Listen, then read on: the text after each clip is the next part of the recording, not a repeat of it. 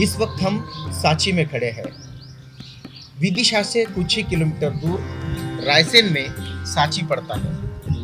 इतिहास बताता है कि यह स्थल सम्राट अशोक ने इसका निर्माण करवाया था। इस स्थल में कनिंघम जो अंग्रेज शासक थे, अधिकारी थे, उन्होंने इसकी खोज की। उन्होंने पहली बार बताया कि ये मॉन्यूमेंट जो है ये बुद्धिस्ट है और सालों से जमीन में गड़े हुए हैं। इतिहास ये भी बताता है कि सम्राट अशोक की पत्नी, जिसे धर्मा या देवी कहते थे, वो विदिशा से थी और उसके कहने पर ही सम्राट अशोक ने ये बड़े जो मॉन्यूमेंट है वो बनाए थे। सांची इतिहास का वो पन्ना है, वो स्वर्णिम पन्ना है जो इतिहास को आज भी बताता है। मेरे पीछे आप देख रहे होंगे ये भव्य स्तूप जो बौद्ध काल की उस वैभवता को, उस संपन्नता को, उस पूरे देश में जो बौद्ध धम्म था उसे दर्शाता है।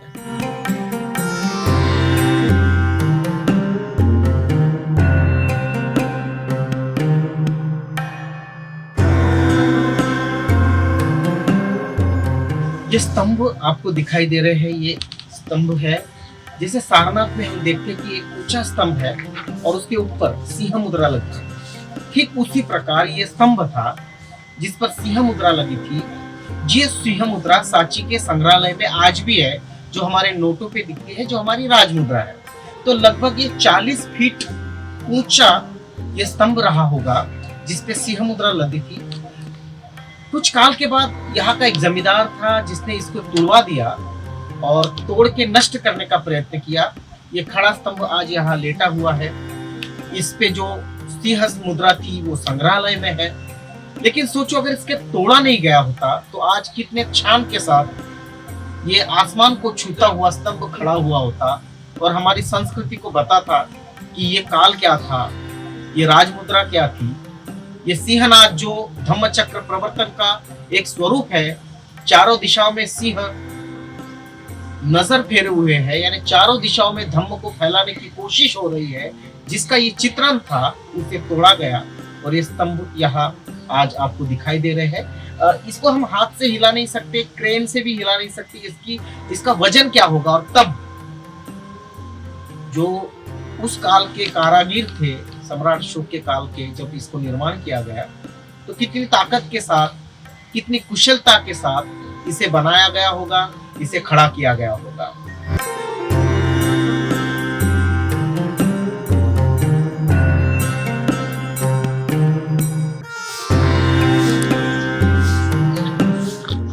ये तमाम पिलर जो देख रहे हैं करीबन 20 फुट इसकी ऊंचाई होगी, 24 फुट इसकी ऊंचाई होगी।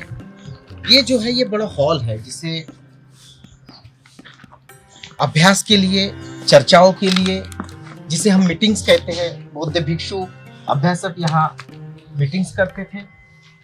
और ये सभागार जिसे कहते हैं कि एक सभा का आयोजन जो होता है, तो ये पिलर आपको दिखाई देंगे। और ये मंच है, हम आपको दिखाते हैं। इस तरह से मंच देखिए, ये इस तरह से ये मंच हुआ करता था और यहाँ सभाएं हुआ करती थी। और ये जो ऊपर का छत है वो अब नहीं रहा, वो गिर गया क्योंकि करीबन 2300 साल हो चुके हैं, तो ये छत यहाँ अभी नहीं रहा।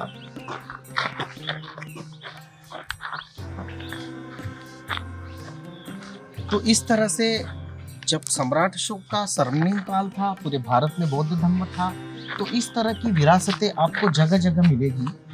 चाहे वो महाराष्ट्र हो, चाहे मध्य प्रदेश हो, चाहे उत्तर प्रदेश हो, चाहे बिहार हो, चाहे उड़ीसा हो, जहाँ कलिंग राजा का युद्ध हुआ था, तमाम ऐसी जगहों पर ये विरासत हमें मिलेगी। लेकिन प्रतिक्रांति के काल में इन विरासतों का विद्रूपीकरण किया गया, इसको तोड़ने की कोशिश की गई। लेकिन हम आपको बता दें कि जनरल कनिंघम जो अंग्रेज शासक थे, वो जब भारत आए और पूरे भारत का भ्रमण कर रहे थे, क्योंकि भारत का एक विकास करना था, रेलवे से लेकर तमाम चीज़ें इंडिया में देनी थी, तो वो एक भ्रमण करते थे। तो उन्होंने देखा कि चारों तरफ बौद्ध काल की ये निशानियां पड़ी हैं, तो इसे भी उन्होंने खोजा और जनता के पटल पे पहली बार ये आया कि इस तरह के मॉन्यूमेंट बुद्ध धम्म से जुड़े हैं। और सांची में एक बड़ा।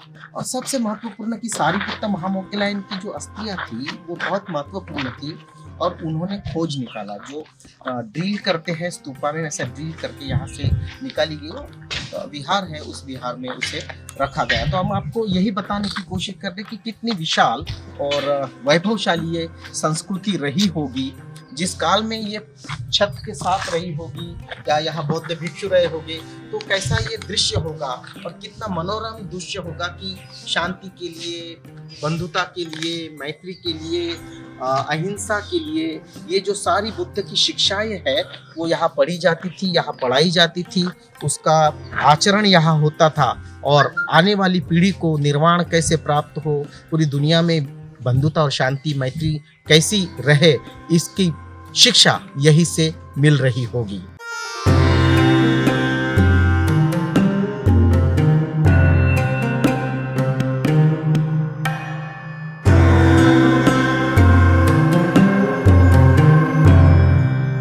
सांची के ये स्मारक जो इस देश की वैभवता को तो बताते हैं, इस देश की मूल संस्कृति को भी बताते हैं, और तथागत ने जो निर्वाण का मार्ग बताया था उस तक पहुंचने का एक मार्ग भी ये स्मारक है। आप देखेंगे ये तोरण द्वार जिसका जिक्र हम बार बार कर रहे हैं, इसमें तमाम कथाएं, चाहे महामाया के स्वप्न में जो बोधिसत्व हाथी के रूप में आते हैं उसको आप देखेंगे, उसके बाद सिंह मुद्रा आपको दिखेगी, उसके बाद सिद्धार्थ का महाभिनिष्क्रमण जब वो छन्न के साथ रथ पर निकलते हैं तो आपको उसका भी चित्र इस तोरण द्वार पे आपको दिखेगा कि जब सिद्धार्थ जो है छन्न के साथ महाभिनिष्क्रमण को घर से बाहर निकलते हैं, और जो तथा बाबा साहब ने बुद्धानिस धम्मा में 4 आर्य सत्य बताए हैं, उन आर्य सत्यों को नजदीक से देखने का जरिया ये स्मारक आपको दिखाई देगा, जहां आपको सिद्धार्थ छन्न के साथ बाहर निकले हैं रथ पर,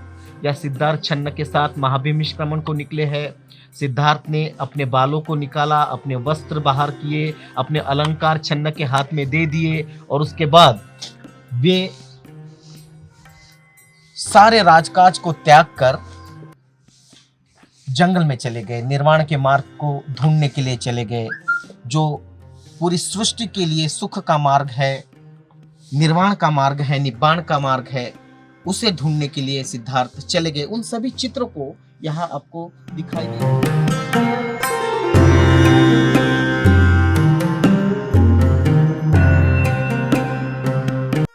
ये मेरे पीछे जो भग्नावशेष आपको दिखाई दे रहे हैं, ये अनगिनत यक्षों द्वारा, अनगिनत कारागिरों द्वारा बनाए गए, और इसमें सम्राट अशोक का इतना काल लग गया, और उनकी सोच समझ और धम्म के प्रति समर्पण, धम्म के प्रति प्यार, बुद्ध के प्रति उनका आदर सम्मान, इतने बड़े राजा जिसे लोग देवानान प्रियदर्शी कहते थे, यानी समस्त देवों के प्रिय और जिसका दर्शन प्रिय है, उन्होंने ये अवशेष यहाँ बनाए। ये जो अवशेष दिखाई दे रहे हैं, इसकी सुंदरता कितनी रही होगी।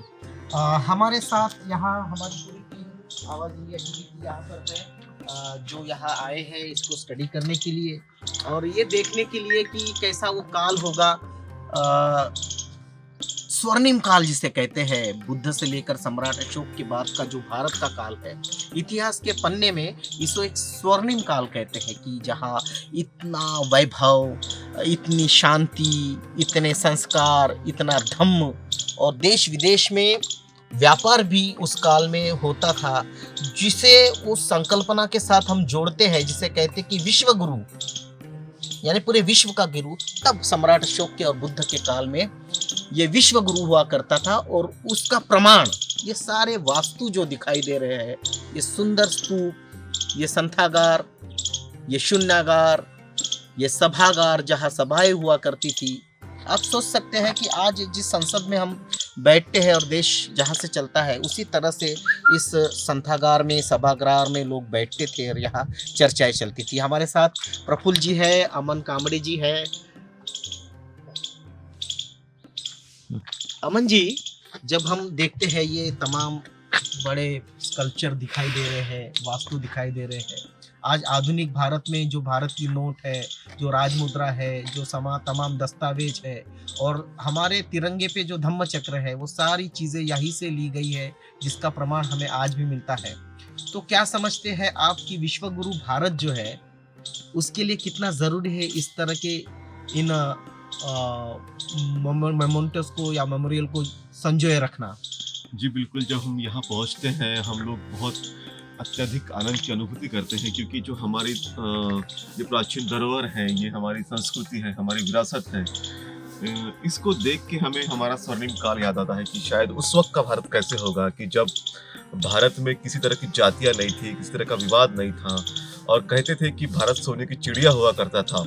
और ये सब प्रमाण हमें दिखाई देते हैं कि जिस तरह का संथागार की बात आपने की, जिस तरह से शून्यगार की आपने बात की, यहाँ चर्चाएं होती थी संसद की तरह, यहाँ बौद्ध भिक्षु या विद्वान या जो दार्शनिक है बैठते थे, चर्चा करते थे, और तमाम ऐसी बातें होती थी कि जो लोगों की भलाई के लिए हो, जो लोगों की संपन्नता के लिए हो। तो संपन्न जो एक सांस्कृतिक विरासत, जो संपन्न विरासत है, जो एक जिसे हम कहते हैं कि श्रीमंत विरासत जिसे हम कह सकते हैं, दिखाई देती है। हमारा स्वर्णिम काल कितना आधुनिक रहा होगा उस वक्त का, और उस वक्त की जो जिस तरह की ये डिजाइन हम लोग देखते हैं कि किस तरह से सोचा गया होगा, सोच किस तरह की डेवलप हुई होगी उस तरह की, ये शायद आज के आर्किटेक्चर के लिए भी एक बहुत क्योंकि हम देखते हैं कि जो आर्किटेक्चर बुद्ध काल में डेवलप हुआ, वो आर्किटेक्चर एक अप्रतिम आर्किटेक्चर के रूप में मान्यता दी जाती है, और कहा जाता है कि इसी आर्किटेक्चर के आधार पे आज की निर्मितियां होती है। तो ये तो हजारों सालों पहले हमारा स्वर्णिम इतिहास जो है इतना वैभव संपन्न था, वैभवशाली था। तो आज जो हुआ है कि देश में जिस तरह से अलग अलग तरह से हम लोग बटे हुए हैं, कई जाति में बटे हुए, धर्म में बटे हुए, तो देश भी बटा हुआ है। देश में भी लोगों में अलग अलग तरह की मान्यताएं, अलग अलग तरह की विचारधाराएं पनप रही है, और जिसको हम देखते हैं कि एक विडंबना है कि जिस देश में इस तरह की इतनी महान संस्कृति थी, जिसे हम कहते हैं कि पुरातन संस्कृति थी, या इतना वैभवशाली हमारा साम्राज्य था, समृद्ध था हम लोग, और आज हम उसके बिल्कुल विपरीत है। तो हमें फिर से बुद्ध की शिक्षाओं को तरफ वापस जाना होगा, बुद्ध की तरफ वापस जाना होगा, जो हमारे अतीत में जो राजा हुए या महापुरुष हुए, संत महात्मे हुए, उनकी शिक्षाओं के आधार पे ही भारत एक विश्वगुरु बन सकता है। बिल्कुल। प्रफुल्ल जी, ये आर्किटेक्ट की बात चल रही है कि इतना विशाल, आप देखेंगे कि करीबन 125 फुट का ये मुख्य स्तूप है, 40-50 फुट के बाकी जो उप स्तूप है, और ये जो तोरण द्वार हमें चारों पूर्व पश्चिम उत्तर दक्षिण दिशा में, और उससे जो संस्कृति उकेरी गई है, वो कला, एक कला का बहुत बड़ा नमूना, एक इंजीनियरिंग का बहुत बड़ा नमूना, और जिससे क्षमा, शांति, करुणा, मैत्री का संदेश जाता है। आप क्या कहेंगे? ये जो हम लोग जो देख रहे हैं अद्भुत नज़ारा, यानी उस वक्त ये किस तरीके से बनाया गया, अगर से इसकी थोड़े से ऐतिहासिक भूमि की तरफ हम जाते हैं तो ये संस्कृति रोम के संस्कृति से मिलती है। सम्राट अशोक का घराना रोम के घरानों से मिला हुआ था, तो स्थापत्य कला, पत्थर में उतारी गई उस वक्त की जो कला थी, इसको जो गुना भाग के साथ जो मॉडर्न मैथ्स ने जो माना है, सेम ये इन्वेंशन यहीं से हुआ, भारत से थोड़ा सा बढ़ जाए आगे, तो जैसा पाइथागोरस जैसे लोग यहाँ आए, तो ये सब यहीं से मैथमेटिशियन जो बने, उस प्राचीन काल के जो मैथमेटिशियन बने, जैसा आप मैथ्स का बोलिए, या फिर जो अपन बोलते हैं दंडाकार या गोलाकार जो आया, षटकोण जो आया, ये जो इन्वेंशन हुए भारत में, तो हम इसी चीज से मानते हैं कि भारत ने जीरो का आविष्कार किया। ये ऐसा नहीं है। अगर से आप मैथमेटिक्स में जाएंगे तो मैथमेटिक्स और आर्कियोलॉजी, और उसके साथ साथ आर्किटेक्चर, ये तीनों चीज का जब मेल मिलाप होता है तो ये संस्कृति ऐसी दिखती है आपको। यानी उस वक्त जब समुद्री मार्ग के उतनी यानी प्रबल नहीं थी, या फिर ज्योग्राफिकली भी आप उतना कनेक्ट नहीं थे, उस वक्त आप इस तरीके से इतना अद्भुत नज़ारा अगर से आप दुनिया को दे पाए, तो मैं ये बोलूँगा कि ये भारत का स्वर्णिम काल नहीं था, ये विश्व का स्वर्णिम काल था। यानी विश्व के लोग किस तरीके से इधर आकर्षित हुए। जैसा आज हम लोग अमेरिका की तरफ जाने के लिए इच्छुक रहते हैं, हम सोचते हैं कि हमारे बच्चे या हमारे छोटे भाई या हमारे जितने भी वेल विशर है वो अमेरिका की तरफ जाए। तो हम अमेरिका की तरफ इसीलिए जाने की सोचते हैं कि वहाँ वैभव है, वहाँ पैसा है, वहाँ प्रगति है। तो उस वक्त लोग भारत की तरफ उसी तरीके से आकर्षित थे। अभी अमेरिका में आध्यात्म नहीं है, पर हम कंप्लीट दे पाए। उस वक्त हमने मानसिक खाद्य भी दिया, हमने शारीरिक खाद्य भी दिया, और हमने दुनिया को वो ऐसा उपहार दे दिया कि दुनिया में अजरा अमर हो गया। रोम की संस्कृति भारत से कॉपी की गई है। इसके सबूत हमको वेस्टर्न हिस्टोरियन को पढ़ेंगे तो आपको मिलेंगे। भारत में इतिहास के जो इतिहासकार हुए, उन्होंने अपने पेशे के साथ ईमानदारी से ईमान एतबार के साथ रखे कि नहीं रखे, ये दुनिया के लिए सवालिया निशान है। क्योंकि आप देखिए, आज भी अगर से कोई भी हिस्टोरिकल डॉक्यूमेंट्स बनता है तो भारत के इतिहासकार को एक सवालिया निशान के रूप में माना जाता है। मैं किसी का नाम नहीं लूंगा, किसी भी इतिहासकार का, पर वेस्टर्न कल्चर के जो हिस्ट्रियन है, उन्होंने भारत के हिस्टोरियन को ब्लैक लिस्टेड कहा गया है। ये इतना बड़ा इंसल्टिंग, हम जिस हयात में है, हम जिस युग में है, तो हमारी इंसल्टिंग है, हमारे जीन्स की इंसल्टिंग है कि हम लाइव सेल में है, और जो पूर्वजों ने इतना ऐतिहासिक कार्य किया, उन इतिहास को हमारे जो लाइव सेल है वो बचा नहीं पाए। बिल्कुल। बहुत बड़ा सवाल प्रफुल्ल यहाँ खड़े करते हैं कि जो हमारा इतिहास लिखा गया, उस इतिहास लिखने वाले कितने अपने पेशे के साथ ईमानदार रहे होंगे। क्योंकि जहाँ भी हमें बौद्ध प्रतिमा मिलती है, जहाँ भी हमें स्तूप मिलता है, तो हमारे इतिहास लिखते हैं कि ये शिवलिंग है। हमारे इतिहासकार या हमारे जो पुरातत्वविद है, वो कितने ईमानदार अपने पेशे के साथ रहे होंगे। क्योंकि कनिंघम ने ये खोजा, वो अपने पेशे के साथ ईमानदार था, तो उसने ये नहीं कहा कि ये ईसा मसीहा का है, या उसने ये नहीं कहा कि ये किसी और भगवान का है। क्योंकि वो अपने पेशे के साथ ईमानदार थे, तो उन्होंने स्पष्ट रूप से कहा, चाहे वो बिहार का बोधि मंदिर हो जहाँ बुद्ध को लाभ हुआ था, चाहे सांची हो जहाँ सारिपुत्र महामोगलायन की अस्थियां रखी गई है, वो पूरी ईमानदारी के साथ उन्होंने कहा कि नहीं, ये बौद्ध कल्चर है, ये दूसरा कोई कल्चर नहीं, ये जो दिख रहा है ये सारा का सारा बौद्ध तत्व ज्ञान है। और आज की स्थिति में जब भी देश में हम कुछ खोजते हैं या खुदाई होती है और कुछ मिलता है, तो सीधे तौर पर यह कहा जाता है कि ये शिवलिंग है, ये तो विष्णु की मूर्ति है, ये किसी और भगवान की मूर्ति है। तो इतिहास को खराब करने का काम हमारे इतिहासविद भी कर रहे हैं, और हमारे आर्कोलॉजी डिपार्टमेंट के अफसर और अभ्यासक भी कर रहे हैं। यह है पश्चिमी तोरण द्वार। अगर आप इन चित्रों को देखें, ये देखिए, ये जो चित्र है, इन्हें देखें तो सिद्धार्थ गौतम के जीवन का, चाहे वो मल्ल लोग हो, चाहे वो वज्जी हो जिनको उपदेश तथागत देते हैं, या फिर जो धम्म चक्र प्रवर्तन है, आप देखेंगे तो उसका सारे चित्र और उसका ये अर्थ है, इसको इतिहास में संजोने का प्रयत्न किया गया है। और आप ये चित्र देखिए, ये देखिए, ये 3 सिंह आपको दिखाई दे रहे हैं, ये 3 सिंह हैं, और चौथा इसके पीछे होता है जो हमारी सिंह मुद्रा है, जिसको अंकुरित करते हैं, यही से ली गई है। और बोधिसत्व डॉक्टर बाबा साहब अम्बेडकर ने जब संसद में डिबेट चल रही थी और राजमुद्रा क्या होनी चाहिए, तब इस देश की जो मुख्य संस्कृति है, जो यहाँ की संस्कृति है, उसको देश का प्रतिनिधित्व मिले, इसके लिए अथक प्रयासों से इस सिंह मुद्रा को हमारी राज मुद्रा बनाया गया था। हम अंदर जाएंगे, यहाँ से ये प्रवेश पश्चिमी तोरण द्वार से होता है, और सबसे पहले हमें ये मोहक तथागत की जो प्रतिमा है हमें दिखती है। ये समाधि मुद्रा है। तथागत जब समाधि को बैठते थे, उस तरह की एक मुद्रा होती थी, लेकिन इसका सिर जो है वो यहाँ आपको नहीं दिखता, क्योंकि जो प्रतिक्रांति का काल गया, सम्राट अशोक के बाद, बृहदत्त के बाद, उसके बाद जो पतन होता रहा, उस पतन में इस तरह की कलाओं का, इस तरह की वास्तुओं का भी पतन होता रहा, और इस तरह के जो सर है बुद्ध के, ताकि ये बौद्ध बुद्ध है या ये बौद्ध संस्कृति थी या ये मूल संस्कृति, यही प्राचीन भारत की संस्कृति है, ये समाज तक ना पहुँचे, आने वाली पीढ़ी तक ना पहुँचे, इसलिए इस तरह के मूर्तियों को भंग किया गया, उसके सिर को तोड़ा गया, कहीं हाथों को तोड़ा गया। और तमाम देश में आप देखेंगे, चाहे वो तिरुपति हो, बालाजी हो, कालाराम मंदिर हो, तमाम प्रकार के देश में जो मंदिर आपको दिखाई देंगे, तो वहाँ बुद्ध की प्रतिमा को भंग किया गया है या ढका गया है, या फिर सिंदूर, जिसको हम भगवा कलर बोलते हैं, उसको पोत कर उसको, उसकी जो निशानी है उसको मिटाने का पूरा प्रयास किया गया है।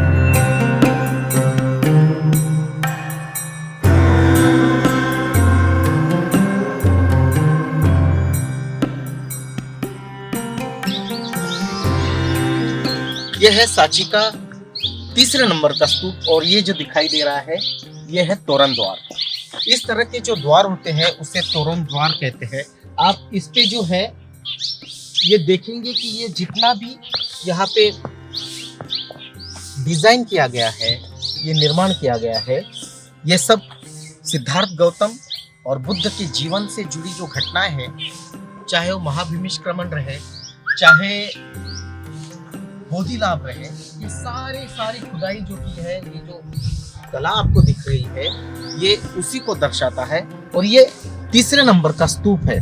ये कहा जाता है कि कनिंघम को इसी स्तूप से सारिपुत्त और महामोग्गलायन इनके अस्थि धातु मिले थे। सारिपुत्त महामोग्गलायन बुद्ध के सबसे करीबी और सबसे होशियार शिष्य थे, जो अरहंत हो गए थे, और उनकी अस्थियां आप देखेंगे इसी स्तूप में कनिंघम को मिली थी।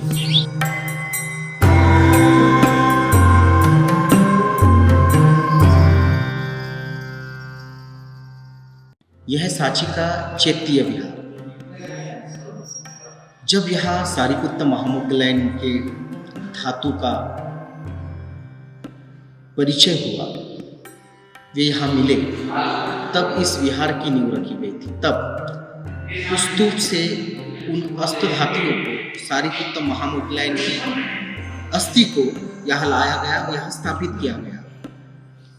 तत्कालीन प्रधानमंत्री पंडित जवाहरलाल नेहरू, इनके हाथों से इस विहार का शुरुआत की गई, या जिसे कहेंगे कि उन्होंने ही इसकी स्थापना की, और यहाँ ये विशाल बौद्ध विहार बना। आज यहाँ सारिपुत्त महामोग्गलायन की अस्थियां रखी हैं, और पूरी दुनिया से बुद्ध को मानने वाले, धम्म में विश्वास रखने वाले लोग इस विहार में आते हैं, यहाँ नतमस्तक होते हैं, और यहाँ से प्रज्ञाशील करुणा का ज्ञान लेकर, जिन्हें कभी बुद्ध काल में सारिपुत्त महामोग्गलायन ने धारण किया था, उस करुणा को, उसकी अनुभूति लेकर यहाँ से अपने अपने घरों में वापस जाते हैं।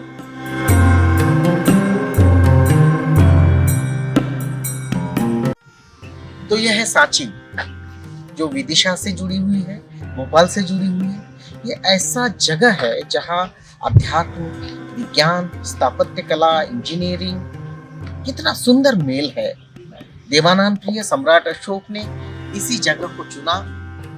यहाँ सारिपुत्त महामोग्गलायन की अस्थियां मिली, और ये बहुत ही पवित्र स्थल है, बहुत ही सुंदर स्थल है। आप सोचेंगे कि हजारों एकड़ में फैला हुआ ये स्थल, जहाँ बौद्ध काल में काश्याय वस्त्र धारण कर हजारों बौद्ध भिक्षु यहाँ विचरण कर रहे होंगे, धम्म का लाभ ले रहे होंगे, विपस्सना कर रहे होंगे, कैसा वो मनोरम दृश्य होगा। क्या वो मनोरम दृश्य हम फिर एक बार देख पाएंगे? जी जरूर देख पाएंगे। बोधिसत्व डॉक्टर बाबा साहब अम्बेडकर, इनका जो स्वप्न था प्रबुद्ध भारत का, जी जरूर हम एक बार फिर से उस प्रबुद्ध भारत को देख पाएंगे, और ये निशानियां इसकी गवाह होगी।